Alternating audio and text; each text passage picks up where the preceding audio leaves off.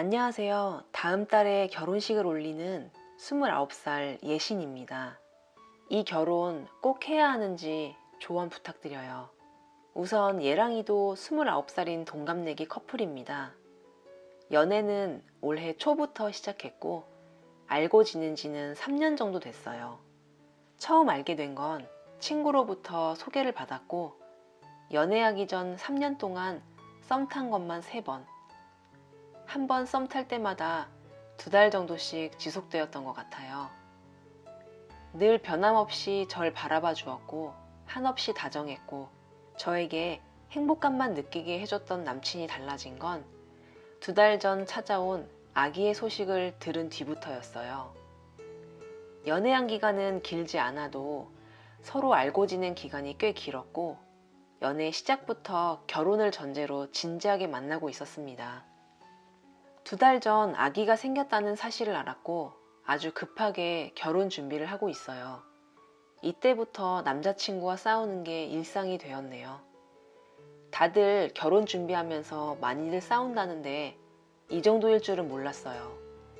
전 정말 이 친구와 결혼하면 너무 행복할 것 같다고 생각했어요. 살면서 누군가와 결혼을 해야겠다 생각해 본 적이 없었는데 이 친구는 정말 달랐거든요. 아주 사소한 것부터 여러 가지로 많이 싸우는데 이제는 정말 지칠 대로 지쳤습니다. 하루도 안 싸우는 날이 없네요. 제가 홀몸도 아닌데 말이죠. 서론이 길었네요. 가장 컸던 사건들을 말씀드릴게요. 입덧이 시작되고 초기에 시어머님께서 미역국을 끓여서 주셨는데 그때 당시 밥을 입에도 못 댈 때인지라 맛만 보고 못 먹었어요. 남친한테 고맙다고 너무 맛있다고 근데 내가 입덧 때문에 밥을 못 먹어서 더는 먹지 못하겠다고 죄송해서 어떡하냐고 그랬더니 남친이 좀 서운해 하더라고요. 그 후로도 몇 번씩 미역국 먹었어? 물어보고 못 먹었다 하면 그럼 그냥 갖다 버려 하면서 은근슬쩍 비아냥대더군요. 그러려니 하고 참았어요. 서운할 수 있으니까요. 그런데 일주일 전 친구네 집에서 모임을 하는데 그날따라 옆에서 계속 비아냥대더라고요. 입덧 때문에 잘 먹지도 못했는데 계속 비아냥대니 같이 있고 싶지 않아서 주방으로 피신했어요. 너무 빈속이라 뭐라도 채워야 할 것 같아서 미역국 있길래 밥 조금 말아서 몇 스푼 먹었네요. 그러고 있는 저한테 오더니 우리 엄마가 해준 미역국은 입맛에 안 맞지? 라고 하는데 그 순간 이성의 끈을 놓게 되더군요. 참고 참다가 눈물이 펑펑 나는데 저도 할 말은 해야겠더라고요. 어머님이 미역국 끓여주신 거 너무 감사하고 맛있다 하지 않았냐고. 나도 국에 밥 말아서 김치랑 먹는 걸 제일 좋아하는데 입덧 때문에 밥을 입에 대지도 못했는데 어떡하라는 거냐고. 토하면서 먹었어야 했냐고 막 따졌어요. 어머님이 힘들게 미역국 끓인 건 보이는데 나 힘든 건 안 보이냐. 그래 나는 해주셔도 고마운 줄도 모르는 사람이니 앞으로 아무것도 챙겨주지 말라 하라고 했더니 안 그래도 아무것도 해주지 말라고 했어. 걱정하지 마. 라고 하더군요. 참 말도 안 통하고 너무 서러워서 자리를 박차고 나와버렸어요. 나가는 저를 붙잡고 얘기하자고 하더니 그렇게 임신한 저를 밖에서 1시간 동안 세워놓고 말도 안 통하는 얘기를 하고 결국 나중엔 그래 내가 이해할게 미안해 널 사랑하니까 내가 잘못했어 내가 잘할게 하더군요. 이 말도 여러 번 들으니 내성이 생기네요. 사람은 고쳐 쓰는 거 아니라던데 정말 고칠 수가 없네요. 항상 말뿐이고 행동으로 보여주는 게 하나도 없어요. 그리고 어제는 어머님이 따로 만나자 하셔서 따로 만났어요. 만나서 하시는 말씀이 요즘 남친이 힘이 없어 보인다고. 너도 임신해서 많이 힘들겠지만 가장이 제일 힘든 거라고 하시더군요. 네, 시댁은 가부장적인 집안입니다. 아버님 앞에서 제가 저의 의견도 못 내는 집안. 할 말도 남친 통해서 해야 하는 집안이에요. 입덧하느라 힘든 절 앉혀놓고 남친 걱정된다는 말 듣고 상견례 얘기하고 헤어졌네요. 코로나 때문에 상견례 인원이 4명까지라 어머님은 이렇게 다 같이 모이는 자리가 또 없을 테니 이번 기회라도 다 같이 봤으면 좋겠다고. 2단계인 지역 가서 하자고 하시더라고요. 그래서 찾아보겠다고 했고 그런 곳을 찾아서 남친한테도 얘기했어요. 그런데 오늘 아침에 아버님이 그냥 이 지역에서 2대2로 만나고 싶어 하신대요.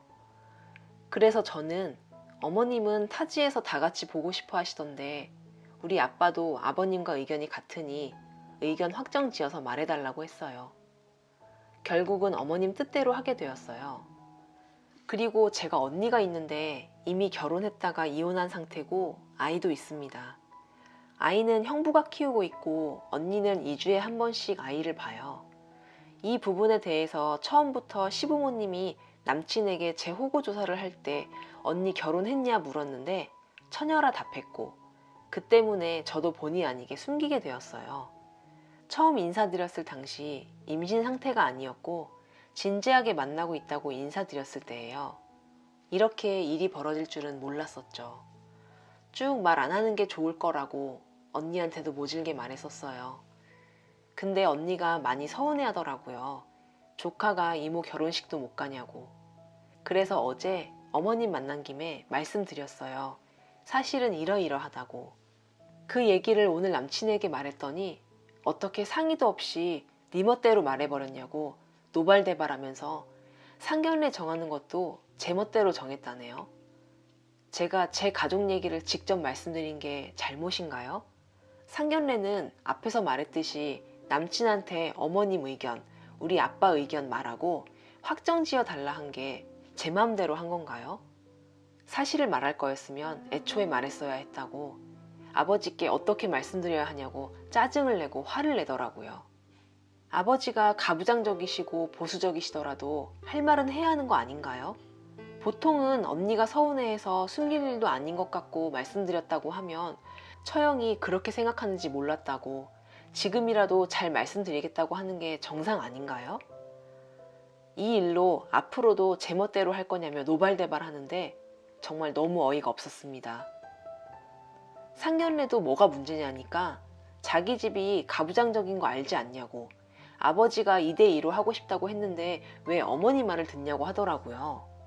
저는 엄마가 안 계십니다. 제 엄마 얘기도 아니고 남친 본인 엄마 얘기인데 너무 어이가 없더군요. 그래서 너희 어머니 의견 말한 게 잘못이니? 내가 뭘 결정했니? 너한테 결정하라고 한 게 죄니? 했더니 아빠 말을 들었어야 한답니다. 말이 안 통하더군요. 어머님도 자식한테 무시당하시는 것 같아 참 마음이 안 좋았네요. 이 일이 있고 몇 시간 후 미안하다고 연락이 왔어요. 아버지께 말하면 결혼식 때 손님들, 친척들 보는 눈 때문에라도 조카는 데리고 오지 말아달라고 하실 분이라며 그렇게 말하면 저한테 어떻게 전달해야 할지 모르겠다는 겁니다. 우리 언니가 죄인인가요? 제 조카가 죄인인가요? 사돈댁 일인데 저렇게 말하는 것조차 큰 실수 아닌가요? 저런 말을 할 거라고 생각했다는 남친조차 이해할 수가 없더군요. 아버지께 말씀드리기도 전에 남친 본인이 우리 집안을 어떻게 생각했으면 저런 생각을 한 건지 무시당하고 우리 집안을 부끄럽게 생각하는 것 같아 자존심도 상하고 정말 기분이 나빴어요. 과연 결혼해서 저런 사상을 가진 사람들과 잘 지낼 수 있을까요? 너무 답이 없어서 파혼 생각해보자 했습니다. 저를 넘어서 제 가족을 기만한다는 생각이 들었어요. 자기 가족은 아끼면서 제 가족은 저렇게 하대받는 게 맞는 건지. 결혼을 하기도 전에 제가 이렇게 중간에서 힘든데 가부장적인 아버지라는 이유로 모든 걸 맞춰야 하고 어머님의 의견은 무시당하고 남친도 지레 겁먹고 아버지에게 본인 의견도 제대로 내놓지 못하는데 결혼하면 얼마나 더 힘든 일들이 많을지 정말 걱정이 앞서네요. 지금은 자기가 잘못했다고 고치겠다고 미안하다고 카톡이 와 있네요. 이게 고쳐질 문제인지 이미 상처받은 저는 어떻게 해야 할까요? 앞으로 결혼하면 늘 고개 조아리며 살아야 할까봐 너무 걱정됩니다. 이 결혼 정말 맞는 걸까요?